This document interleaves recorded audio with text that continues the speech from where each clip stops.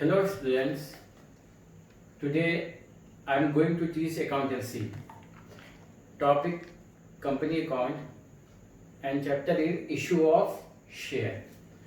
So today topic is for feature of share. For feature of share. So what is the for feature of share? If any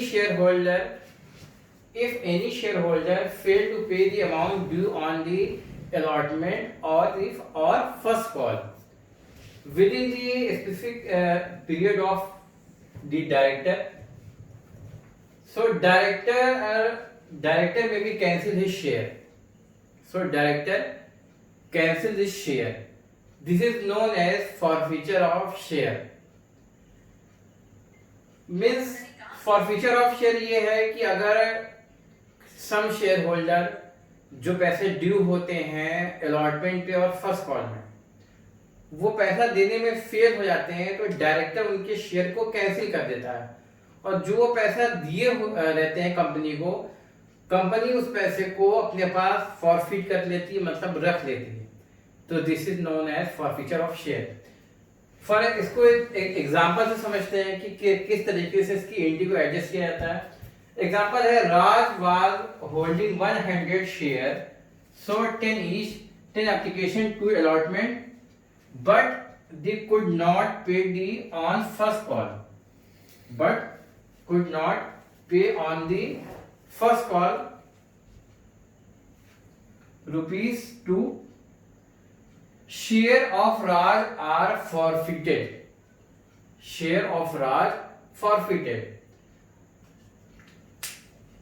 अब यहाँ पे राज ने को 100 share जो राज ने purchase किया था, जो 10 each के अकॉर्डिंग था, ₹3 एप्लीकेशन भी थी, ₹2 अलॉटमेंट भी थी और ₹2 फर्स्ट कॉल पे थी और ₹3 रही होगी सेकंड कॉल पे. बट जब फर्स्ट कॉल पे पैसा नहीं दे पा रहा है तो सेकंड कॉल का कोई मतलब ही नहीं बन रहा है यहाँ पे आगे.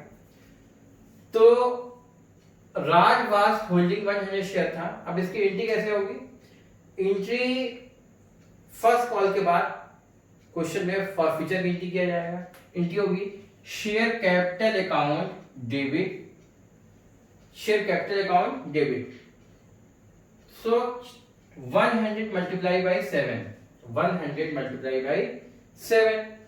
ये 100 एंड जो टोटल मनी थी, जहां तक का पैसा, जहां तक की कैलकुलेशन हुई है फर्स्ट कॉल की, एप्लीकेशन की और अलॉटमेंट की, टोटल मनी है ₹7. सो 100 into 7 multiply by answer is 700. So first call पे कौन सी मनी रिसीव नहीं हुआ, कितना पैसा रिसीव नहीं हुआ है फर्स्ट कॉल पे? फर्स्ट कॉल पे ₹2 का पैसा मनी रिसीव नहीं हुई है. और कितनी मनी रिसीव हुई है? मनी जो रिसीव हुई है वो एप्लीकेशन की मनी रिसीव हुई और अलॉटमेंट की, यानी 3 to 5. तो जो मनी रिसीव हो चुकी है उसको हम फॉरफिट कर लेंगे और इसको हम कहेंगे शेयर फॉर फीचर. तो यहाँ पे जो पैसा हमको नहीं मिल पाएगा, सबसे पहले उसको लिखेंगे, यहाँ पे राउंड डाउन करेंगे कि हमको शेयर फर्स्ट कॉल का पैसा नहीं मिल पा रहा है. उसके बाद जो पैसा हम दे चुके हैं कंपनी को, वो डायरेक्टर इस शेयर को कैंसिल करके और बाकी पैसे को वो फॉरफिट कर लेगी. So this is a general entry for related to forfeiture of share. So next question is related to topic issue of share, and topic is forfeiture of share. So question is, Raj Limited issue 100 share ₹10 each at a premium of ₹4. The premium of ₹4. Only ₹3.5 per share have been received on application. Raj not paid ₹6.5 on allotment, including premium, ₹2 on first call and ₹2 on second call. Question में ये है कि राज ने सिर्फ application का पैसा पे किया, ना तो राज ने अलॉटमेंट का पैसा पे किया, ना तो फर्स्ट कॉल का पैसा पे किया, ना ही सेकंड कॉल का पैसा पे किया. और सबसे मेन पॉइंट यहाँ पे ये है कि इसमें प्रीमियम भी इंक्लूड है, जो ₹4 का प्रीमियम है. तो टोटल जो मनी होगी, जो 10 each है, वो टोटल यहाँ पे ऐड करेंगे तो 14 आ जाएगी. तो प्रीमियम इंक्लूड है किसमें, अलॉटमेंट में इंक्लूड है प्रीमियम, यहाँ पे है भी सर ब्रैकेट में इंक्लूडिंग प्रीमियम ऑन अलॉटमेंट। तो जो पेमेंट जो पैसा रिसीव हुआ है कंपनी को डायरेक्टर को, वो सिर्फ ओनली फॉर एप्लीकेशन का पैसा रिसीव हुआ है जो 3.5 का, बाकी कोई भी पैसा रिसीव नहीं हुआ। तो सबसे पहले इसकी जो एंट्री होगी, share capital account debit 1000, security premium reserve debit, security premium reserve debit and credit the to share allotment, to share first call, to share second call and to share for future। तो यहाँ पे सबसे पहले to share capital हमारी 1000 की है, तो यानी जो टोटल हमें मनी थी वो थी 100 into 10।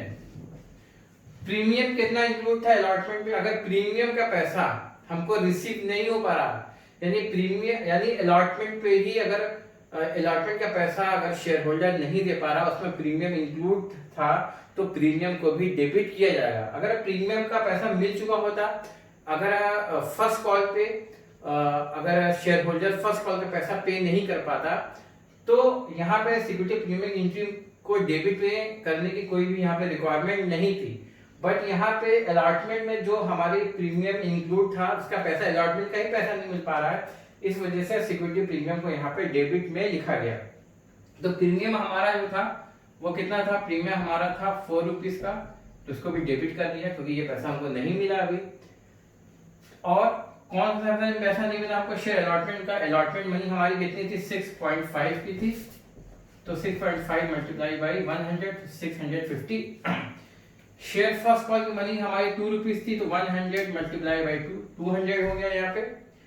और शेयर सेकंड कॉल की मनी जो है वो भी 100 मल्टीप्लाई बाई 2, तो 200 हो गया। तो कौन सी मनी हमको रिसीव हुई, तो डायरेक्टर को कौन सी मनी रिसीव हुई, यहाँ पे शेयर फॉर फ्यूचर की मनी रिसीव हुई है। तो जब शेयर फॉर फ्यूचर की मनी जो रिसीव हुई है, वो कौन सी मनी रिसीव हुई है, एप्लीकेशन की, सिर्फ एप्लीकेशन की मनी ही थी जो यहाँ पे रिसीव हुई थी, वो थी 3.5 की मल्टीप्लाई बाई 100। तो ये एंट्री बनेगी। और सबसे मेन पॉइंट इसमें इस क्वेश्चन में ये था कि अगर प्रीमियम फर्स्ट कॉल पे होता, अगर फर्स्ट कॉल का पैसा नहीं मिल पाता, तो उसको भी यहाँ पे डेबिट में सिक्योरिटी प्रीमियम को लिखा जाता। अगर ऑलरेडी वो पैसा मिल चुका होता, जैसे कि अगर फॉरफिट जो भी अगर शेयर होल्डर होते फर्स्ट कॉल का पैसा अगर नहीं दे पा रहे होते और अलॉटमेंट तक का पैसा दे दिए होते, तो यहाँ पर सिक्योरिटी प्रीमियम को डेबिट में करने की कोई रिक्वायरमेंट नहीं थी। तो this is a question for very important for share for future. और इस क्वेश्चन से हम आगे मिक्स करके नेक्स्ट क्वेश्चन को बनाएंगे, जिससे सारे टॉपिक को एक ही क्वेश्चन में इंक्लूड करके सॉल्व किया जाएगा। So next topic is accountancy, reissue of forfeited share. So what is the reissue of forfeited share? Director have authority to reissue the forfeited share. Director को ये अथॉरिटी है कि जो फॉरफिट शेयर हुए हैं उनको फिर से री इशू कर सके। So following entry pass on the reissue of share. So entry is, first entry is at par. At par entry is bank account debit to share capital account, and second entry is reissue at a premium. Reissue कर रहा है share को जो forfeit हुआ था उसको premium पे, मतलब महंगा करके रीइशू कर रहा है, उसकी एंट्री होगी bank account debit to share capital account and to security premium reserve account. And next is reissue at a discount, मतलब जो शेयर फॉरफिट किया था उसको कम पे रीइशू कर रहा है फिर से मार्केट में। Entry is bank account debit to share forfeiture account and to share capital account. So bank account debit to share forfeiture account, debit to share capital account. So जब भी शेयर को forfeit किया जाएगा, जितना share forfeit किया जाएगा उतना ही share को रीइशू कर दे रहे हैं, तो एंट्री होगी bank account debit to share capital account. But अगर हमने शेयर फॉरफिट किया है 500 और इसको हम रीइशू कर रहे हैं 11 ईच पे, तो दिस इज अ प्रीमियम, तो यहाँ पे ये प्रीमियम एंट्री बनेगी, तो सिक्योरिटी प्रीमियम एंट्री बन जाएगी। जैसे यहाँ पे रीइशू कर रहे हैं, मान लीजिए 500 शेयर है, उसको हम 9 रुपीज में रीइशू कर रहे हैं, मतलब 1 रुपीज लेस कर रहे हैं, तो this is a reissue at a discount, मतलब कम पे रीइशू कर रहे हैं डिस्काउंट पे। Entry is bank account debit to share forfeiture account to share capital account. तो नेक्स्ट वीडियो में हम आपको बताएंगे कि सारे क्वेश्चन को मिस करके एक एंट्री कैसे बनाते हैं या क्वेश्चन को कैसे बनाते हैं, क्योंकि एग्जाम में जो बोर्ड के आप में क्वेश्चन आए वो सारी टॉपिक को मिस करके क्वेश्चन बनाया जाएगा, उस क्वेश्चन से रिलेटेड आपके क्वेश्चन आएंगे और वो क्वेश्चन होंगे आपके 8 मार्क्स के और या फिर 6 मार्क्स के। तो this is a very important and note in the copy accountancy.